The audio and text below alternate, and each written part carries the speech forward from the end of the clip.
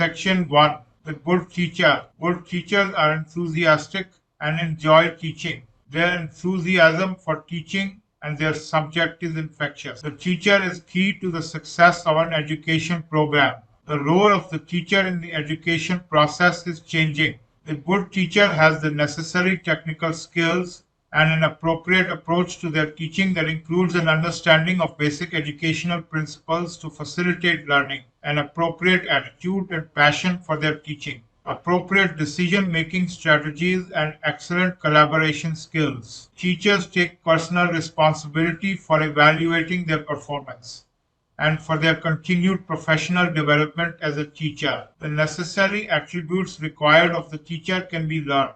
Poor teachers can become good teachers, and good teachers can become excellent teachers. The teacher is important one. Teachers have an important influence on the students' experience of the education program, their achievement of the learning outcomes, and the sort of doctor they become. The curriculum, the student, and the teacher. The educational process has three elements: the curriculum, the student, and the teacher. Much attention has been paid to the curriculum, including the different approaches to teaching, learning, and assessment, and to students, including their selection for admission to medical studies and how they can learn more effectively. Less attention has been paid to the teacher. The teacher or trainer, however, is a key element in the creation of the conditions in which learning occurs. Lawrence Stenhouse, an education guru, suggested that there could be no such thing as curriculum development without teacher development.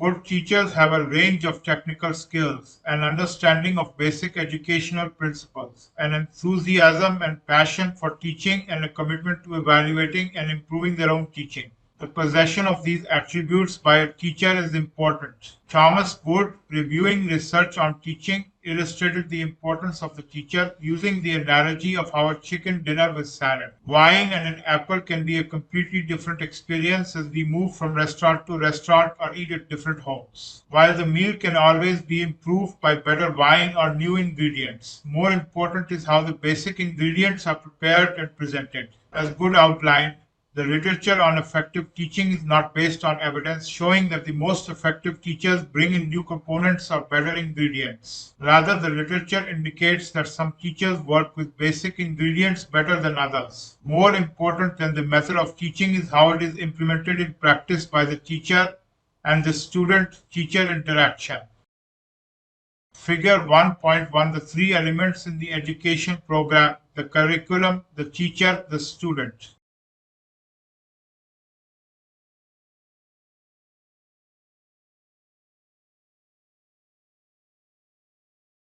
The teacher matters. The teacher is critical to the success or failure of the education program, to the planning and implementation of the curriculum, to the student's learning, and to the assessment of the student's progress. This applies when new approaches such as team-based learning or the flipped classroom are introduced, and to the use of more traditional methods such as the lecture. There are, as we discussed in chapter 23, no bad lectures, only bad lecturers. Teachers, in fact, are the medical school or postgraduate body's greatest asset. Dan Charsteson, former dean at Harvard, suggested that the most important thing we as teachers have to offer our students is ourselves. There is overwhelming evidence that the quality of the teacher makes a huge difference to the effectiveness and the efficiency of the student's learning.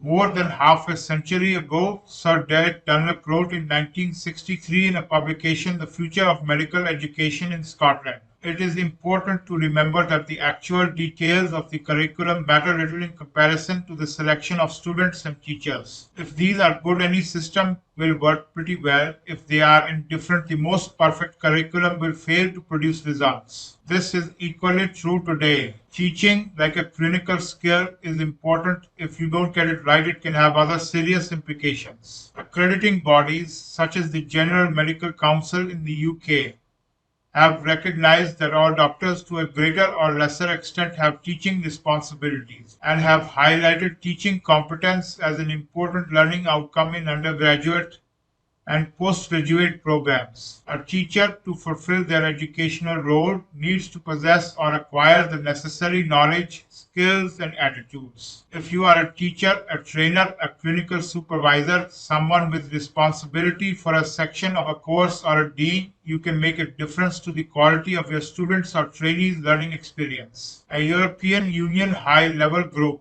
train the professors to teach recommended all staff teaching in higher education institutions in 2020 should have received certified pedagogical training. Continuous professional education as teachers should become a requirement for teachers in the higher education sector. Table 1.1 Changes in medical education. Past emphasis on the process and the methods of teaching and learning. Present emphasis on the product and the learning outcomes. Past learning dominated by mastery of basic and clinical science theory. Present authentic learning with theory related to real life situations and problems. Past clinical experiences introduced later in the course. Present clinical experiences introduced early in the course. Past learning through lectures and hospital-based clinical teaching. Present a mixed economy including e-learning and simulation and learning in ambulatory and community-based settings. Past teachers take responsibility for the education. Present students actively engage in their own learning. Past a uniform or standard education program.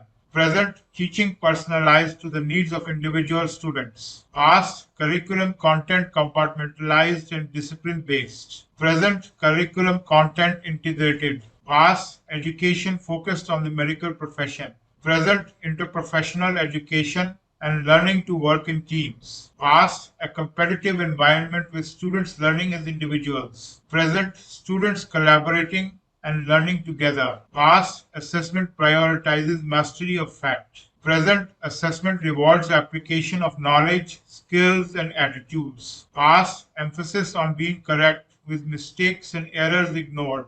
Present learning from mistakes and errors in practice. Past education decisions made on the teacher's prejudice and personal experience. Present education decisions informed by the best evidence available.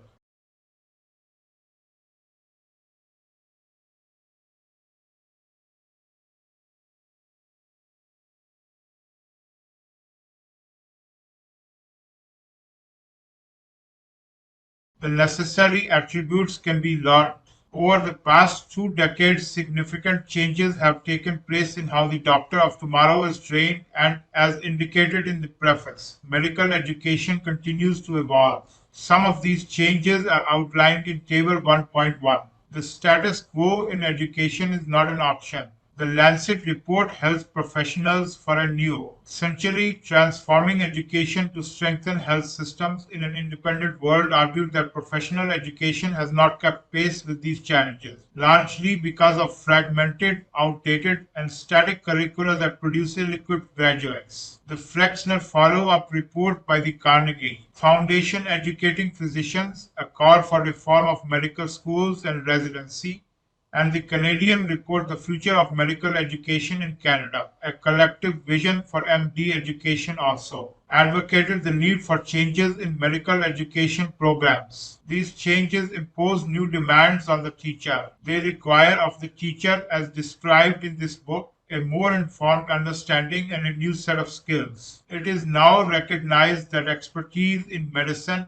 or in a content area is not necessarily associated with the skills required to teach the subject to students or trainees. While a good teacher may have naturally the necessary skills and passion to teach others, some of the required skills have to be learned. Everyone can learn to be a teacher. In teaching, much may be seen as common sense or obvious, but experience shows that when it comes to putting it into practice, teachers often flounder and are found wanting. Teachers can learn from experience, but this in itself is not enough. This point is illustrated when we look at golfers who go around a golf course practicing their mistakes, but if the mistakes are never rectified, the golfer is unlikely to improve. There is no magic bullet to becoming a competent teacher, but this book points you in the right direction. The book addresses 4 key questions. What should be learned or taught? How the training or learning program is organized. How students or trainees learn most effectively. How the learning and the students' progress is assessed. Teaching is a personal matter. The commitment of teachers and trainers is important if they are to respond adequately to the challenges facing medical education. The work should be enjoyed and not endured. Whether you are working with students in the undergraduate curriculum or with trainees in postgraduate or specialist training, we hope the chapters that follow will help you find that teaching well is more fun and satisfying than teaching poorly. The book has been written in the belief that teaching is both a craft and a science, and that with a better understanding of their work, poor teachers can become good teachers and good teachers can become excellent teachers. Motivation for teaching. Many medical schools and institutions now recognize good teaching with financial incentives or promotion. Good teaching can bring its own rewards, and perhaps the greatest reward is knowing that through teaching you as a teacher are helping to shape the next generation of doctors. Krista McAuliffe was to be the first teacher in space, but died tragically when her spaceship disintegrated 70 seconds after takeoff. Earlier, when asked what she did, she had replied, "I touch the future, I teach." A teacher's personal motivation to teach was found by Dybowski and Harenzel to comprise a range of factors from intrinsic, such as the joy of teaching itself, to more extrinsic motives, such as the perception of teaching as an occupational duty. Faculty-specific structures, such as curriculum organization, hierarchies, differential aspects of leadership and human resource development, as well as evaluation systems and incentives, also played a prominent role.